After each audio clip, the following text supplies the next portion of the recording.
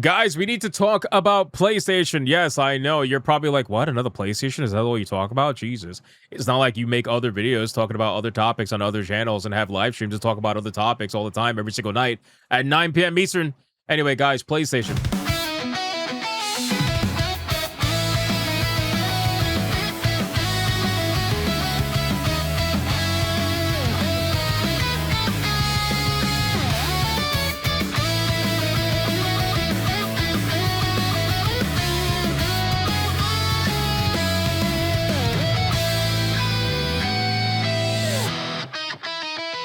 Thank you so much for watching this video, and if you guys want to see more content like this, make sure to hit that subscribe button and join me every single day, 9 p.m. over on the main channel, where you can catch me live every single day, 9 p.m. Eastern. I hope to see every single one of you there. Now back to the main video.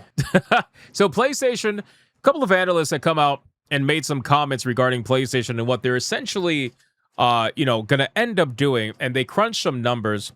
And PlayStation, with their decision to suddenly remove physical media, we are looking at a potential, and I think it's more, to be honest with you, but PlayStation is risking a $7.2 billion used game market by ending disc production.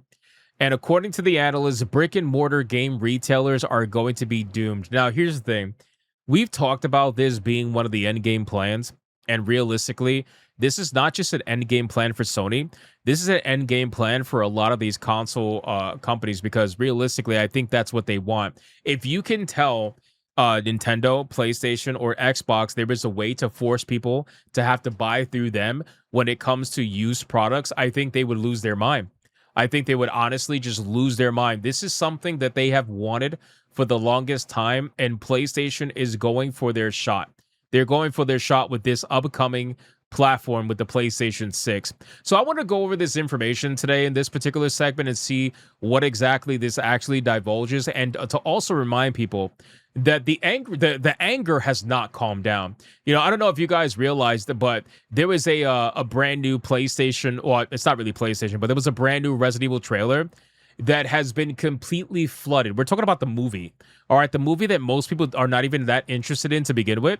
The trailer for the movie has gotten flooded with physical media comments. And just like the Wolverine trailer getting over 10,000 comments within 24 hours, I'm sure this is just going to be just as bad, if not probably worse. But anyway, so let's talk about what the analysts have to say. So this is going to be a potential $7.2 billion secondhand games market shrink down to basically a roly-poly size once it officially abandons physical discs in 2028. According to a CNBC report, citing data from market researcher Day Tentello, describing the video games resale market being worth $7.2 billion in 2025, though experts anticipate in March that it would expand to $13.8 billion by 2034. So obviously, I feel like that expectation is probably way down now with the removal of physical discs. But anyway, that estimate might look dramatically different now that PlayStation has decided to stop feeding it. Brick and mortar game retail is doomed.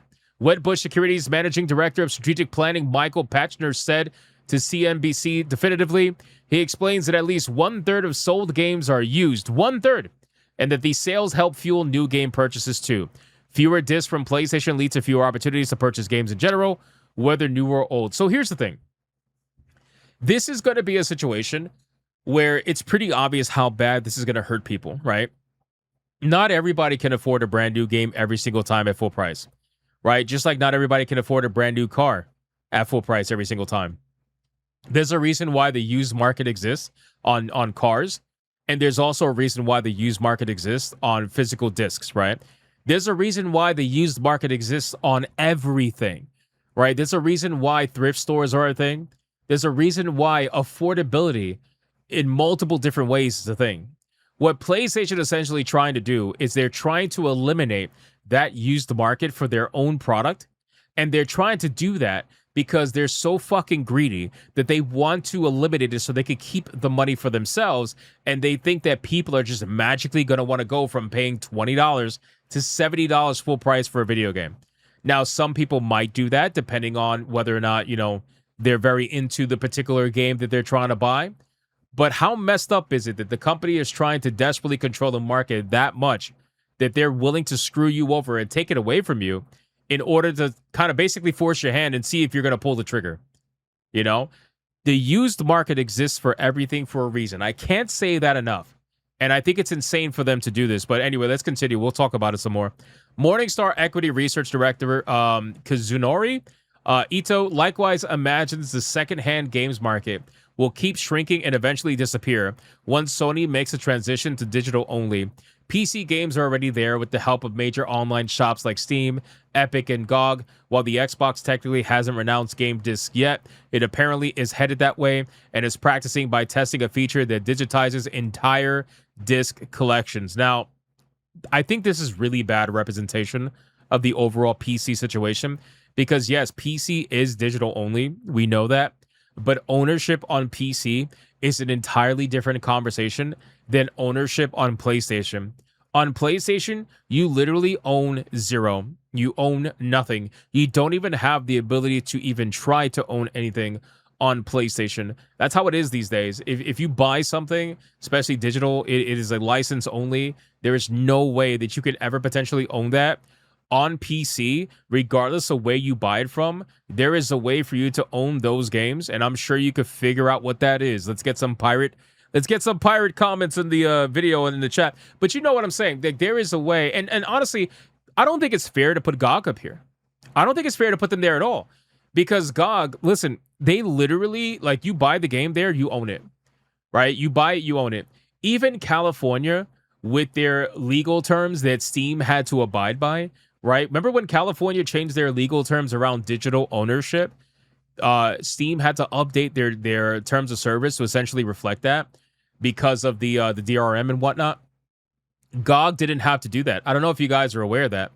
GOG did not have to change their TOS due to the laws in California because when you buy a game on GOG, you do actually own said game. And because you own said game, that means that they don't have to abide by having that particular law applied to them, right? So I don't think it's fair to put GOG up here because buying from them means you do actually own it, right? So even though it's digital, you still own it. And I think that's the main important thing that people are fighting for aside from the physical media. The physical media, outside of the actual disc and collections and whatnot, it's a representation of ownership.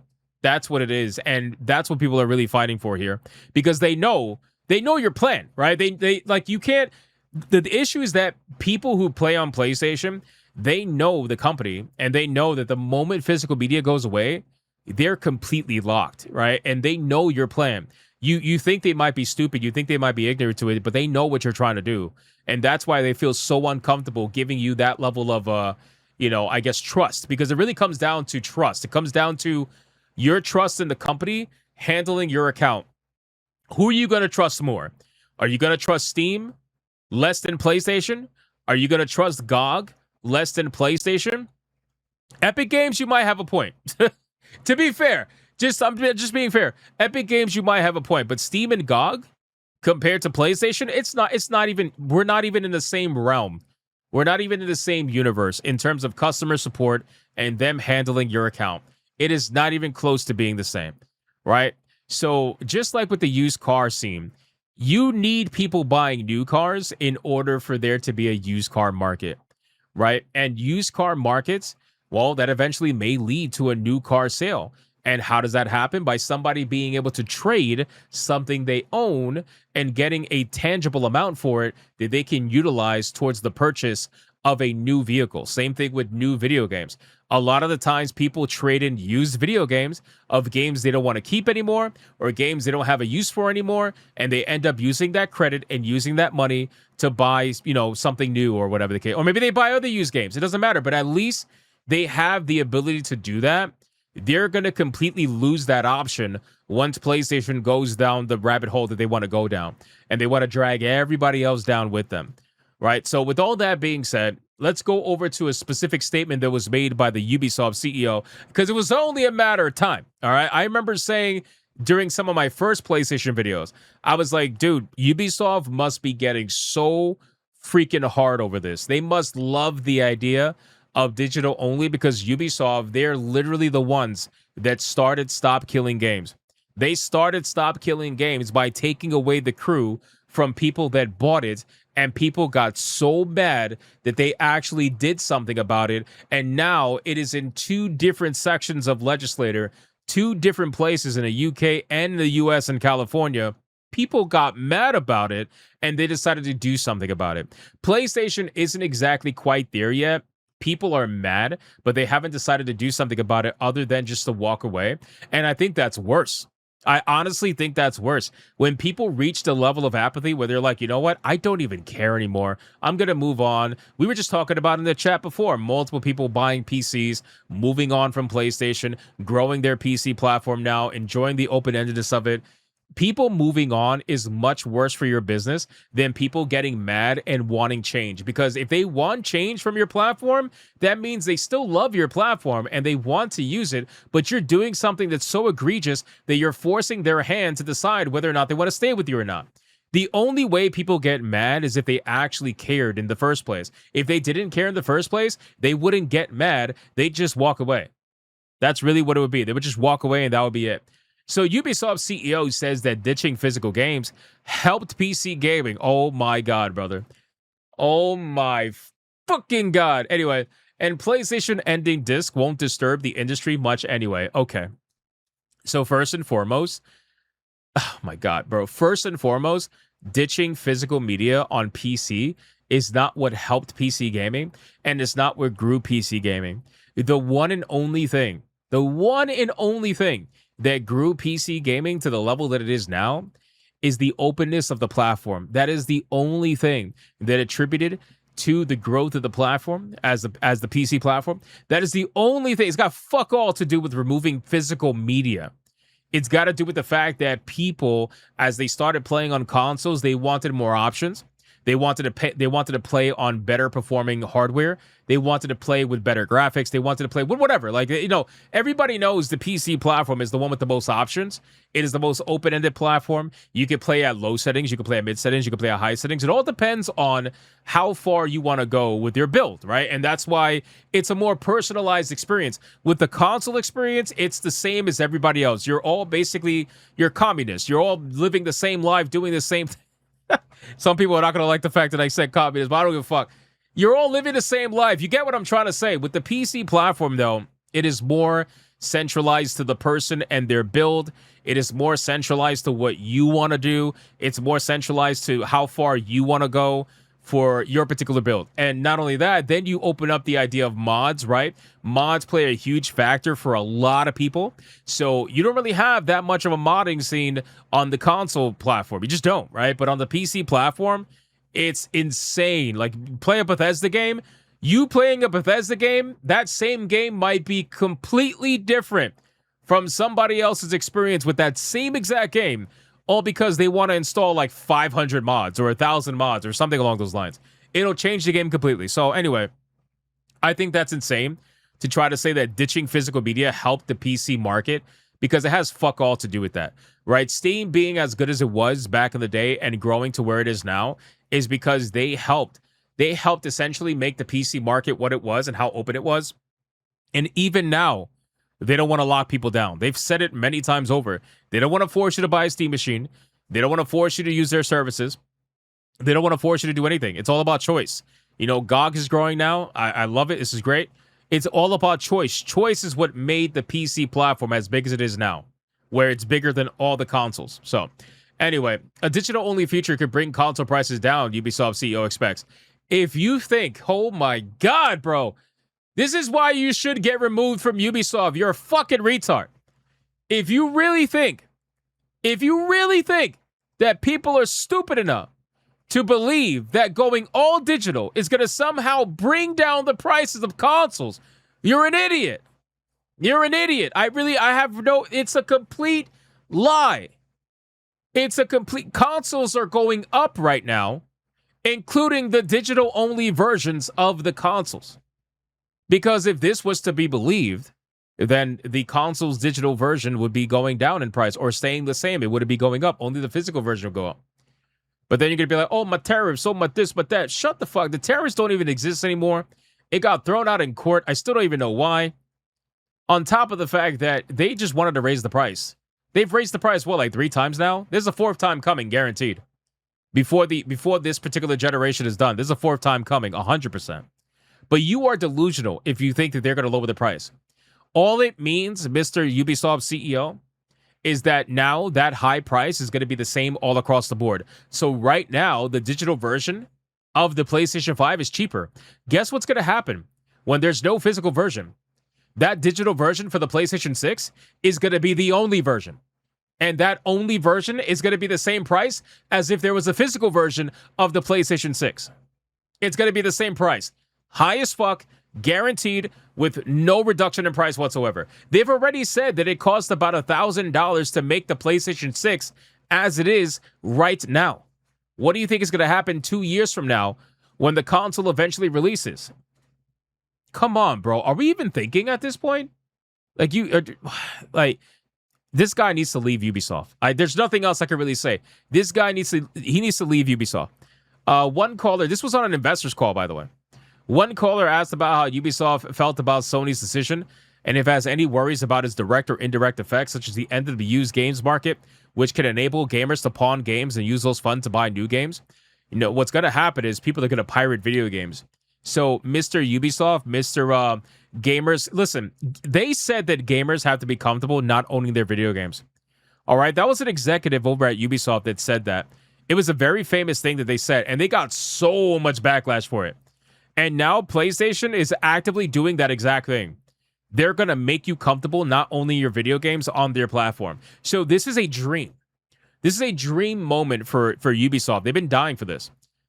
He says, what we saw on the PC is that it helped it to grow the market. According to Gilmore, there's also some pressure for the future of the cost of the machines, and being able to be only digital will help to have a more accessible machine, I would say. As you said, there are pluses and minuses, but we think it will not disturb too much the industry. Again, if you think that the consoles are going to go down in price because they're all digital, you're out of your fucking mind. And it's just, it's insane that you're a CEO. I don't understand how you're a CEO and you're coping like this. Or honestly, just straight up lying. Like, I just feel like you're straight up lying. There are a couple of points to unpack here. PC gaming has been functionally digital only for decades. The popularity of Steam proves that a lot of people don't have a problem with digital games, even if that means licensing rather than owning them. It's because you don't actually know what it's like on the Steam platform. Did you know that these guys think that Steam forces DRM?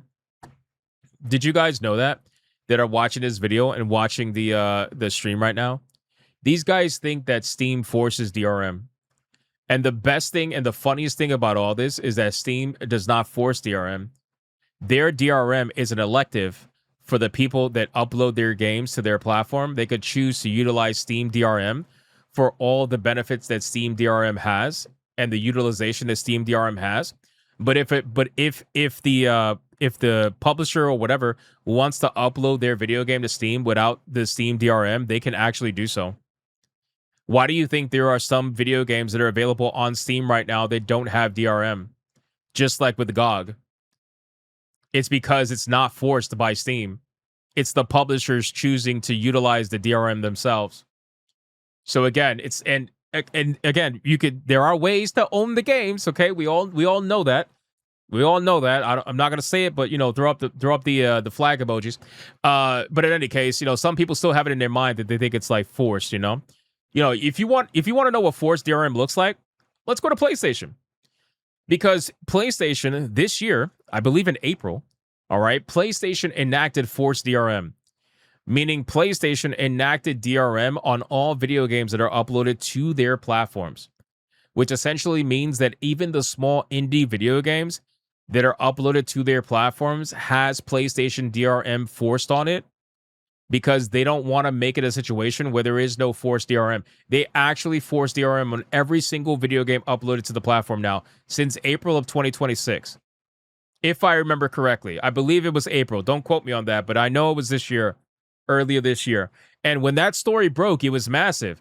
It was massive. And that story broke at the same time people were complaining about the 15-day license lockout, where you have to wait 15, 16 days, and then you have to log into your game again to get a permanent license. Otherwise, if you don't log into the game after 15 days, all you have is a temporary license, and that's it, and they can basically shut you off at any time. again, guys, like people really need to know the platforms before they talk shit.